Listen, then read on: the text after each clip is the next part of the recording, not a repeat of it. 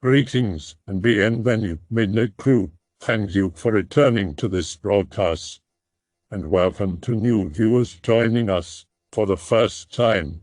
If you like a video, then feel free to subscribe. After a long absence, I am back, X-Files. Those of you that know me should recognize me by the theme of this thread. Let's have a round of real-life scary experiences that you've been unable to explain completely, whether you think it had a paranormal cause or not. Fine. I'll tell a real story. I used to hang with metalheads back in high school, so I got to know a bunch of goths and other alternative people. I live in Sweden, so it's not a big deal. They aren't nearly as picked on here as they are in other places. Most of them were real cowards though. Which is why we don't hang anymore. Anyway, we were like 5 people who had nothing to do, and one of us came with the bright idea, hey, let's go for a midnight walk, and sure. Why not? Once outside, we figured let's go somewhere we usually don't go, so we went after this trail leading into a nearby forest. For no real reason we kept going, and one girl suddenly burst out, hey! I remember there being a haunted house around these parts, and we all thought it sounded interesting, so we went on until we saw it. The house was a farmhouse next to a field. Apparently it had recently been restored and people seemed to live in it. Except there was no car and there didn't seem to be anybody home. Another weird thing was that it had a fence on 2 sides of the property only, weird humanoid statues in the windows and totem poles on the lawn. Well, nothing happened, of course, no one wanted to break in there and no ghosts came out. We decided to leave, but me and Stefan lingered about. We saw a shed with interesting farm tools in. That's when it happened. The pentagram I had around my neck, next to my heart, I know how emo that sounds, felt really hot. I'm talking burning here, so I had to get it out and wear it on the outside of my clothes. The odd thing is that it didn't affect my clothes and it didn't feel hot on my fingers, but where it had been under my shirt it had left a red mark. I mentioned this, thinking I sounded crazy, but Stefan just nodded. Yeah, that's why I don't wear those things anymore, and started heading back. I was a bit freaked out about that. A real story to combat the stench of being here. When I was in my early teens, my family moved into a house across the street from a cemetery. It was a reasonably nice house, as far as our incredible backwoods town went, but for some reason, the rent was really cheap. We figured it was because of the yearly spider infestation and took it at that. Some months after moving in, my mom had a back surgery to repair a ruptured disc. She was bedridden, so sometimes I'd stay up late at night to make sure she had help if she woke up. The house was pretty much just one long hallway with rooms off either side of it, and we'd put our computer opposite the end of the hallway in a sort of informal net nanny thing. My brother had a porn problem. I'd be up surfing random anime chat boards until sometimes 3 a.m., then catch 4 hours of sleep to be up for school the next day. After a couple of days of staying up, I started to notice a weird trend. I would hear my brother's bedroom door open, footsteps pad across the hall, and my mother's door open and close. At first, I didn't think much of it. It could have been a blip in the files on my Winamp or something. Still, a week went by, and I finally realized that it couldn't be Winamp, mostly because Winamp was always playing a different song when it happened. I started pausing the music when I heard it start, listening to the footsteps run across the hall, and ignoring it, thinking it was my mom checking up on my brother. She did that often before the surgery, only to remember that she was stuck in bed and physically couldn't get up, much less walk to his room. Then one night, it happened 6 or 7 times. I figured it was my brother going into my mom's room and got really pissed off. She'd been complaining that she wasn't sleeping well because the pain meds weren't really strong enough, and I didn't want him waking her up and bothering her. I stood up and went to her room to see if he was there, but it was just her, snoring her head off. I went across the hall to his room, and he was sound asleep. Weirded out, I went back to what I'd been doing on the computer. About 10 minutes later, I heard footsteps in the hall again. This time, they opened a door, closed it, and didn't open another. I glanced at the monitor and saw the very vague shape of a white-clad figure at the end of the hall, facing my back. I swear to God, a cold chill walked down my back. I decided to play it off, though, as if I hadn't noticed it, so I turned my music up a little louder and went back to typing. After a few more minutes, the footsteps started up again, then stopped again. I was trying so hard not to shake when I looked in the reflection again, and the figure was standing at the end of the hallway. I could see now that it was a girl, but very much like the typical Onryo-type ghost. Not that I knew that then, this was a good 5 years before The Ring came out, 6 before I saw my first Japanese horror movie. I bit my lip and tried not to cry, cranked the music a little more, and listened to the footsteps get closer. When I looked up again, she was at the edge of the bar, the barrier between the kitchen and the dining room, where I was. Her face was perfectly expressionless, and I knew I couldn't pretend I hadn't seen her that time. I turned my chair around to face her and get whatever she wanted done over with, but when I opened my eyes, she was gone. I mashed the power button on the computer, flipped off the monitor, and bolted to my bedroom, covered my head with my blanket and tried to sleep. After that, I began to notice a lot more strange things going on in the house. Items would go missing, only to reappear in strange places. Items belonging to the previous owner would show up randomly interspersed with our own stuff. A really old Chanel lipstick was mixed in with my cheap drugstore makeup, and my brother was constantly finding little Matchbox cars under his dresser. Headlights would flash through my window at night when there weren't cars driving by, and one day a strange man came around the house and peeked in all the windows while we were gone. The neighbors told us about it. Eventually, we moved out of the house and into another place, but my aunt really wanted it, so she just picked up our lease with the landlord. She's also reported really strange things about that house, including one night when she'd heard stomping, pounding footsteps marching all around the perimeter. This was also the house that friends and family didn't want to visit at night, because they said that dark shapes would run across the road in front of our driveway. They always said it looked like it came from the woods or the old church, but dead between those two. The cemetery. When I was in high school, a girl I knew lost control of her car in front of the church, swerved, and hit a tree further down the road. She died on impact. It was ruled an accident, but I've seen the tire tracks. It looked like she was trying to avoid hitting something. Well, there's this one place around here. It's a lake they built so they could channel water to it to help some fish survive or something. I'm not clear on what it's for. Anyway, the girl who knew of the haunted house and I were pretty tight back then, and the place where they built the lake was one of her favorite spots, so we went there a bunch of times. After the lake was built though, it exhaled an insane amount of mist. I'm talking it came out of there like it was a chimney under the surface. During the summers, we started to see many more misty days. The thing is that with the mist there came a few other things as well.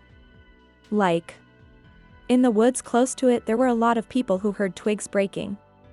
Not like someone was moving around, but like someone was standing and breaking them one by one by one by one by one. But you had clear sight since it's not a dense forest and there was not a man to be seen.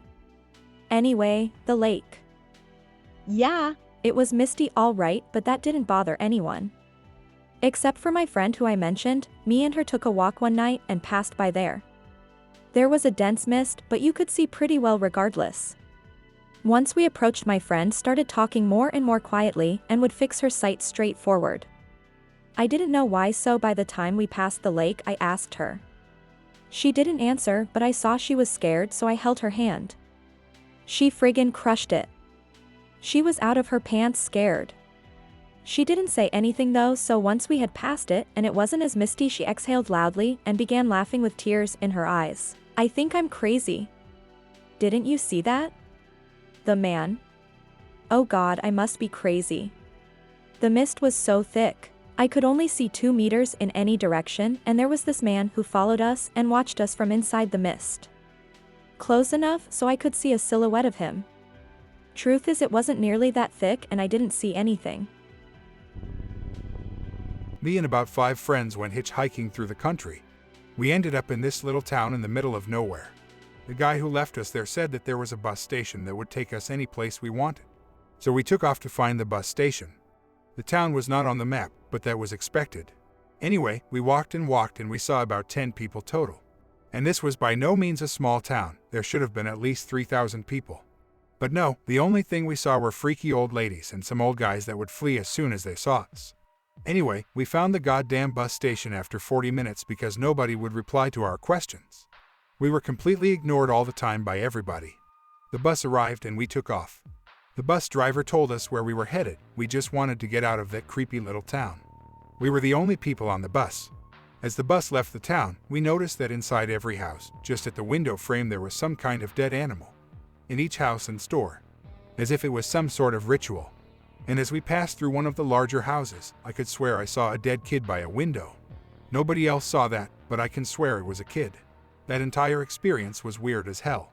But the most important thing was that when we took off, the bus driver said we were lucky. Once I was out bicycling with a couple of friends.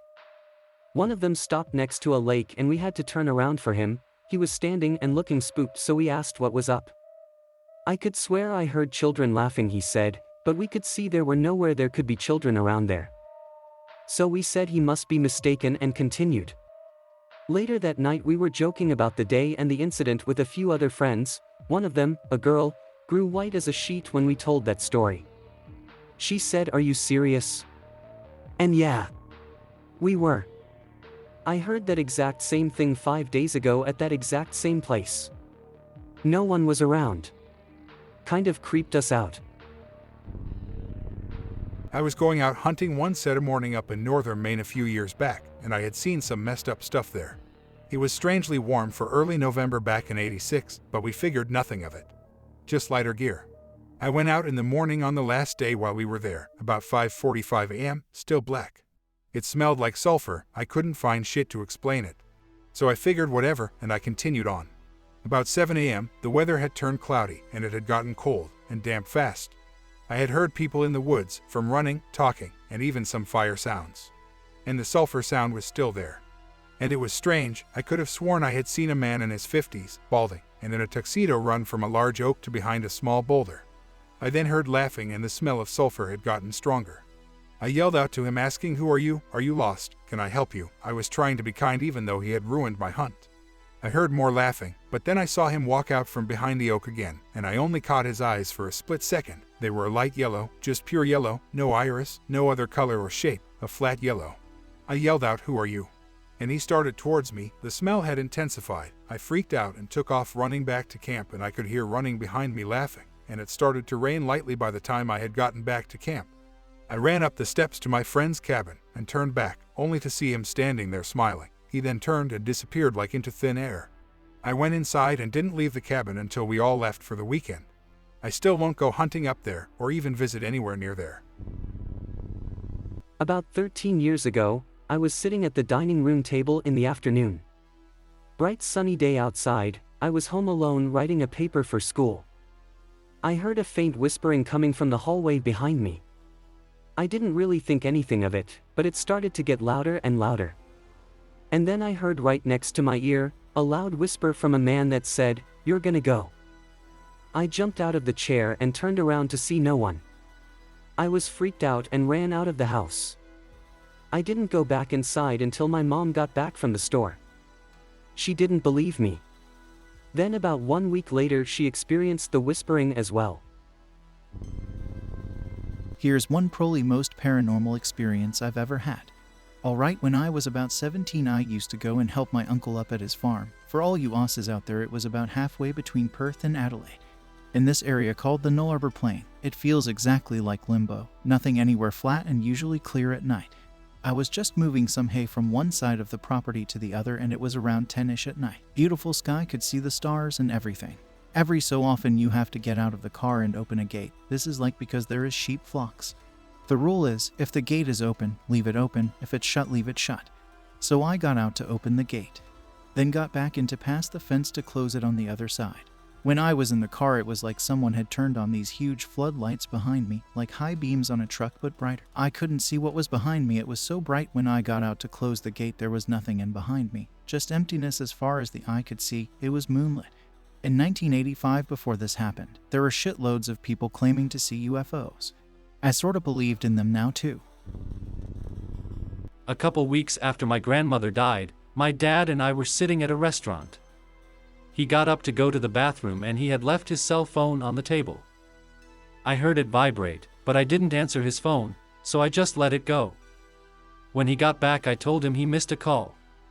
He looked at who called and it said, "Mom home." There was no voicemail left on it though, and we hadn't canceled her telephone line yet. My dad and I had chills running through us, and I told him to call and see if someone was maybe at her house for some weird reason. We called her number back and no one answered. We asked everyone we could think of if they had called, and no one had been at her house that day. I grew up in an older home and there was one room, a bedroom, that was always cold, no matter what. My sisters shared a room because they wouldn't take it, and I, the oldest, claimed the biggest of the kids' rooms. Every once in a while we'd walk by the open door and see someone in the room out of the corner of our eyes, but there was never anyone there. We used it to store board games, card tables, extra chairs. Eventually, we kept the door shut. This room was near the end of a long hall. We left a light on in the bedroom at the end of the hall all the time. 3 or 4 times a shadow went down the hall as if someone walked out of the room, twice in front of visitors. Once a month or so we'd find all of the kitchen cabinets open, back to back, for no reason, usually when the entire family was in the next room. Back when I was a kid, one of our classrooms had a defunct piano. It was old and had some of its strings missing. Our music teacher told us not to remove or open the top of it. The one you need to open to get to work with the inside, the strings and all. Since there was a cable lying on top of the piano which she suspects is being a live wire until she gets help from the electrician. While she was out, my friend and I decided to press some of its keys, but even before we had our fingers on it, the piano started to play on its own. The keys were being pressed down by something invisible. I thought maybe someone was fiddling with the strings inside, but then only my friend and I were in that area of the room. Those were the scariest 5 notes in my life. Looking for my friend's missing book, we went inside the library, which was closed since things were being moved around inside for a conference to be held a few hours after. While my friends were huddling over a shelf, I decided to go to the back of said shelf and give them a scare. I had my hand on the edge of the bookcase, and I was so sure that the only thing I was touching was a really old yellowed-out dry paper-bound book. Before I could even say boo, I felt something on my hand. It was moist, rough, and warm, like a dog's tongue. Without removing my hand on the spot, I told one of my friends what I was touching or what was touching me, making sure my words didn't come out as holy shit something's licking me, so they wouldn't get scared and leave me there. She said I was touching a really old yellowed-out dry paper-bound book. I just walked away. Here's my addition, small albeit, was still a WTF moment. This is in a new house on a plot of land my grandparents own. The house is next to a small pond. Anyways, I woke up one day home alone, everyone else had left. I went to go get a drink from the kitchen, and on my way back to my room I heard a female voice ask, "Can I come in?" As far as I could tell, it came from outside. I paused, silent, wondering WTF it was and waiting to see if there was going to be anything else said, but there wasn't. I looked outside, but saw no one. It couldn't have been my neighbors since their houses are pretty far away. It's been a few months since and I haven't heard anything similar. Funny thing was, it didn't really scare me. May sound weird, but I was kinda hoping I'd see a ghost or something. Hey, I just thought of this other really creepy thing that happened with my cousin. Same cousin as the church. Okay, so we were at my Nana and Papa's house. We're Italian and my cousin and I were in the basement. I had never been down there before, so I was a little creeped out. I asked him what was in that room, and I pointed to a door. He walked over to the door and held eye contact with me. In here. I nodded. Then he quickly swung the door open and yelled tombstones. I screamed really loud and ran away, but not because of him, but because inside this closet. Turned out it was a closet. There was a 3-foot doll in a wedding dress with a skull for a face. He wasn't looking when he opened it, so he didn't see it. He wandered over to me after looking around in the closet. Haha, I really got you, huh? What the heck was that? I asked him, almost crying. He just looked at me with a confused face and I explained to him what I saw. He came with me to look at it again and it turned out to be a normal creepy-looking 3-foot tall doll in a wedding dress. Check this out though, when my Nana died my mom took the doll cause it turns out it was hers. So 6 years later when I was 14 you can imagine the look on my face when she showed me the doll again. I told her this story and so she dressed it with new clothes and gave it a haircut so I wouldn't be scared of it. But yeah, I had forgotten all about that and just remembered it today. Terrifying shit. I've never been more scared in my life than when he opened that closet. I currently sleep in a loft bed. We have a 3-bedroom house, one is mine, one my dad's. The spare room is always kept open so that the cats can sleep on the spare bed. My room is to the back of the house. I have to walk past both other bedrooms to get to the main part of the house. There are always bright lights behind the spare room's curtains, and a few times I've seen silhouettes of people standing and talking. Some had pointed ears. Cliché ghostly elves, I know, but you're asking for my truths. There is no way it could be neighbors or the moonlight and trees. It happens on dark winter nights too. I always wave in a friendly way at the lights, pass by quickly without looking directly if there's silhouettes. Our bathroom has 3 mirrors. The big main one in the southwest corner, and on the south wall 2 smaller sliding mirror doors on the medicine cabinet. If you have a shower after 8 p.m., the light will flicker every so often, as if a bird flies past inside the glass and blocks it out over and over again. When we first moved in here, 5 years ago, it happened more often, any time of the day. I mentioned the mirrors earlier. When you are standing inside the shower cubicle, the bathroom has been designed in such a way as you cannot see your reflection. Even if you lean against the doors and twist your head in a weird way, you can only see half your face. Sometimes, if you turn your back for a length of time, then suddenly swing around, there are little plays on your eyes that make it look as though you nearly caught someone with dark hair ducking under the basin, on the reflection side of the mirror. I only experimented with this once. To be on the safe side, I wash down and dry the entirety of the big mirror as often as I can remember. I joke to my reflection about giving it a break when I'm in the shower, and speak in terms of wee hours when talking to myself in the bathroom. I mentioned my loft bed earlier. It's new, and I put my computer desk underneath it, with an office chair and armchair. Some nights, you can hear the scraping of cushioned fabric, as if someone is bored and scraping it with their fingernails. Not too long ago, I voiced aloud plans to brush my teeth, while I was laying in bed playing video games. I got tired, turned off the machine and rolled over to sleep. I just nodded off when a sharp tap hit the soles of my feet, jerking me awake and terrifying me on the side. I thought for a second it might be cats jumping up the ladder and onto the mattress, but when I rolled over they were both fast asleep against the railing. I voiced aloud my intention to let my teeth suffer in the face of a good sleep. I heard a long-suffering sigh beneath my bed, and the office chair creaked as somebody settled back into it. A little more than 3 years ago, I went with my dad to Britain for 2 weeks, staying in London for the first 3 days, then working our way up to Scotland and back down, seeing all the things you see when you go to the UK, like Loch Ness, Stonehenge, touristy stuff. The first night we were there, we were staying in a hotel room probably 4 or 5 stories up, and it was kind of a warm night, so we had the window open. So we go to bed, but around 3 a.m. or so. I don't actually know what time it was, I just want to say 3. I wake up and am trying to go back to sleep when I hear it's kind of hard to describe. It was like a howling, screaming sound. Something human vocal cords aren't capable of doing, and I don't know of any kind of animal that could have made the sound either.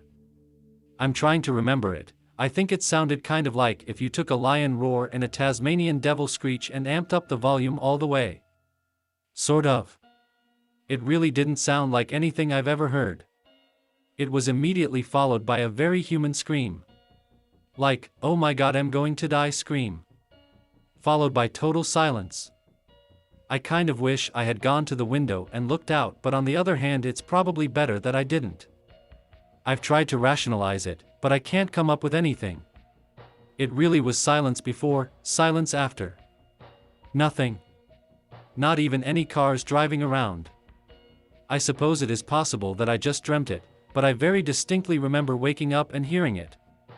Eventually I fell back to sleep, somehow. Still freaks me out, though. I'm terrified of ever hearing that noise again. Several strange things have happened to me, though since I don't believe in anything supernatural, I conclude that there is a logical explanation. I don't think anyone will find this especially creepy, but at the time I almost pissed myself. A little info to give you a picture of the room at the time. My living room is basically a long rectangle with the sofa on the east wall with 2 doors north and south of it, a fireplace directly opposite on the west wall, and with a TV in the northwest corner.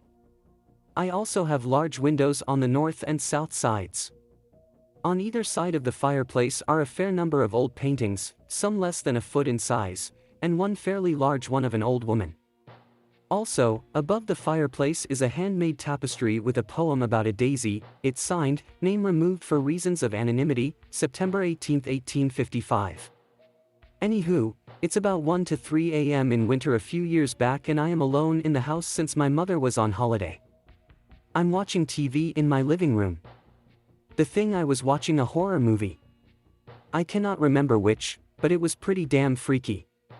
I was watching it under my blanket with the fire going, all nice and cozy, when one of those scenes that make you jump happened. At the exact same time. I shit you not, it must have been millisecond, As I got scared by this movie, 3 pictures fell off the wall and smashed. One of which being the picture of the old woman. When this happened, I won't lie, I absolutely shat myself. I swear I almost had a heart attack. Being paralyzed with shock and fear, I was still half laid out on the sofa, with my back pressed firmly on the sofas, gripping my blanket and just staring wide-eyed at that picture of the old woman. The worst thing about it was that it had landed so it was facing me perfectly, as it stood up.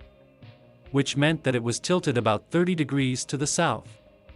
Several seconds after that I was still staring into the face of that old woman, who was looking back at me with this horrible cold, expressionless face. This continued for God knows how long before I jumped up and knocked the picture over, and stood there breathing like a winded horse. It took me some time to regain any semblance of calm and assure myself that it was just a really odd series of coincidences. Though I took that old picture and put it in the spare room since I certainly did not want to look at it. After putting it in the spare room upstairs, I came back down and started working on clearing up the glass that had been strewn all over the carpet. I also picked up the smaller pictures and started cleaning them, and I noticed something odd about them. This is probably just because I was mistaken, but I could have sworn that in both pictures there were only 2 people. One man and one woman, both in very similar cornfield type settings. Though looking at them then there were clearly 4 people in each photo. A woman with a child and a man and a woman in each picture. Both the man and woman were at the very back of the picture watching the woman and child. Both of the small pictures I put in the dresser and finished cleaning up the glass. I then made myself a strong cup of coffee. I abhor caffeine and turned on some cartoons to try and take my mind off it. I still attribute this to me not properly examining them before, but I still get an odd feeling when I look at that picture. Eventually I got my mind off it and slept during the day, and after that I pretty much forgot all about it. The thing is, I have never seen that painting of the old woman again, and I have absolutely no idea what happened to it. As far as I can recall, my mother never asked me about why there were pictures missing from the wall, and she must have hung the smaller 2 back up sometime, since they are back with the other small ones. Right now I am wondering, where the hell has that large painting of the old woman gone, and why did my mother never mention it to me? Great thread, I've shat a few bricks. I'll share the best I can come up with, relatively mundane in comparison. I too have heard unexplainable screeching noises outside. This past summer I was staying all alone in a house on top of a mountain, with nobody around for miles. In the middle of the night I bolted awake as I heard what I suppose was an animal cry, but like none I have ever heard before. It was a screeching yell, almost human-like. It repeated several times. Because I had my window open, I could hear the source of the sound coming from a different direction. Whatever it was came up the driveway and then continued on up the hill behind the house. I told myself it was probably just a deer or owl, and went back to sleep. My parents have also heard something they described similarly while outside stargazing at the same house. They got inside real quick. They are of the opinion that it was a deer making rutting sounds. But here's the thing, I just did a little research, and deer rut in the fall. As I mentioned, this was midsummer. So we're left with an owl or maybe a big cat. Mountain lions are possible, but very rare in the area. I think this is interesting, as several other people in this thread have reported similar-ish sounds, but I haven't seen a convincing explanation yet. Perhaps this is not paranormal, but it was very creepy. A few years back, my boyfriend and I were driving to the beach, taking mainly back roads. We were about halfway there when he realized he'd forgotten his sunglasses somewhere along the way. We saw a Kmart in a really tiny, decrepit-looking town, so we decided to stop. From the moment we entered, something was odd. People would be talking, then they'd see us, stop, and stare. I tried to smile at them, but they looked away. I figured it was just that we looked like city folk and they didn't like that much. My boyfriend and I stopped talking and started moving quicker towards the sunglass aisle. He made his selection and went to check out. The lady there didn't say a word to us, even when we said hello, just scanned his glasses and stared at his debit card for a little too long, like she was memorizing his name. He turned to me and suggested we get the hell out of there. I agreed. Somehow we triggered the alarm on our way out, and I turned around to see every eye in the place on us. My heart was going a little crazy at this point, and I felt this sense of dread like I've never felt before. We practically ran to the car and peeled out of there. It was only once we were outside city limits that either of us could talk again. Apparently, he'd felt the same crushing dread I had. Needless to say, we took the highway on our return trip. Some viewers may find the following video disturbing. Viewer discretion is advised. When I was about 8 or 9, I was on the moors a few miles away from our house with my older brother and his friends. There was some sort of disease or something affecting seagulls, if I remember right, and we found one of them close to death, flapping about on the ground unable to get away from us. The others went to get a big rock to put it out of its misery, or so they said. I think they just enjoyed the kill, but I wouldn't let them and stood between them and the gulls, saying it was cruel. Eventually they persuaded me that it was kinder to end its life, and I turned around while they threw the rock on top of it. I don't know how much later this was, but I'd gone to bed at night and had my back turned to the window. The curtains were open and I could see the shadows of the blinds on the wall from the moonlight. And then I saw the shadow of a bird hovering, flapping its wings. It stayed in the same position, and I watched terrified for a few seconds, before pulling the sheets over my head and hiding. It was a while before I had the courage to come out again. The seagull coming back to thank me? I don't know, but I'll never forget it either way. I hope that you enjoyed tonight's broadcast. If you enjoyed tonight's story, then please subscribe to the channel, as more green texts will appear daily. A new broadcast will appear when the clock strikes midnight Central Time.